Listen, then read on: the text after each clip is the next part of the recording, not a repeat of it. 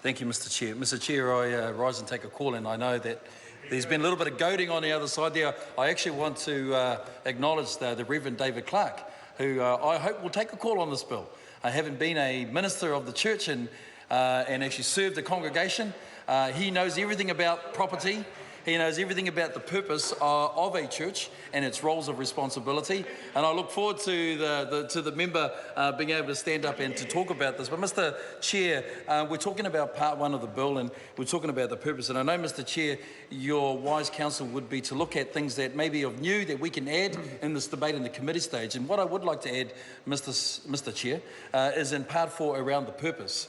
And Mr. Chair, the submission that was brought forward by the board, which was the Associated Churches of Christ Extension and Property Trust Board, and I want to acknowledge the chairperson, who was Mr. Steve Bagent, and also to the secretary, Mr. Vestris Altmans.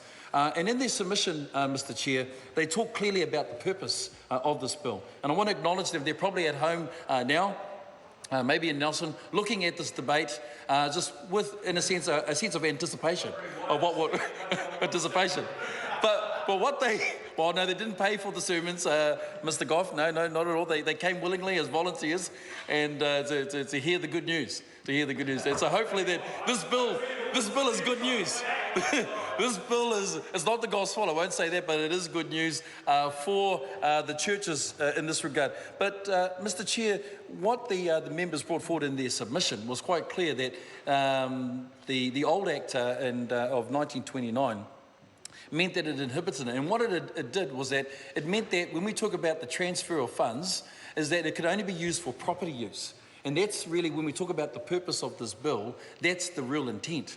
And what it wanted to do by renewing this bill at its conference in 2013 was that it would try then give them the ability to have greater flexibility. And those were the key words that were used. So the purpose of this bill is actually not just about the transfer of the asset as a property, but also enables them to be able to use the funds, in particular, to have a flexibility and what they will call a wider outreach of ministries that they could actually then engage and serve their local communities. And in to their words, and Mr. Chair, if you allow me the indulgence, just to quote a very small part of their submission, that it states in this, in page 2, paragraph 3 of the submission, entitled Background and Purpose.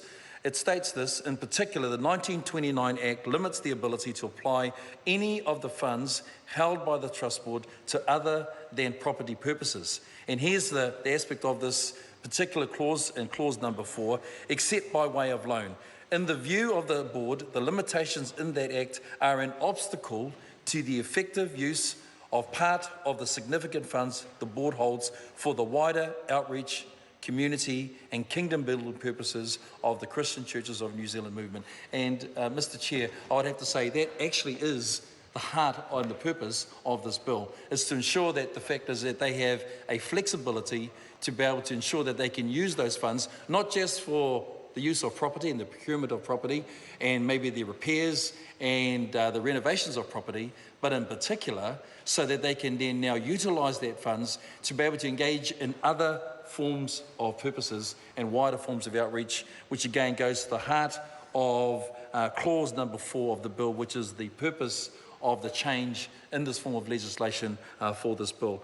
Mr. Chair, I won't say too much more about that, but just to say that I think that it's quite clear that they've established this purpose so that it allows them to be able to minister in ways, and I won't go through the 30 different churches in the 30 different areas, which one of them probably will be down in Dunedin. I'm sure that Mr. Clark there, I can see him getting his notes ready. He's ready to take a call, Mr. Chair. I look forward to that. I hope it's not the brief call that may be calling the end of it. But Mr. Chair, I do want to acknowledge the board and their commitment to seeing this through, to coming and making the submissions. There weren't a lot of submissions, there were only 2. And in particular for this part, Mr. Chair, the purpose of the transfer of this is not just for the issues of property, but also in particular for the extension of, I won't say extension of the kingdom, well in their eyes it is extension of the kingdom, the extension of their services, their ministry of outreach into the wider parts of the community, Mr. Chair. So I acknowledge them, I thank them for that, and acknowledge the opportunity to be able to speak on this part of the property and purposes of the bill at the present.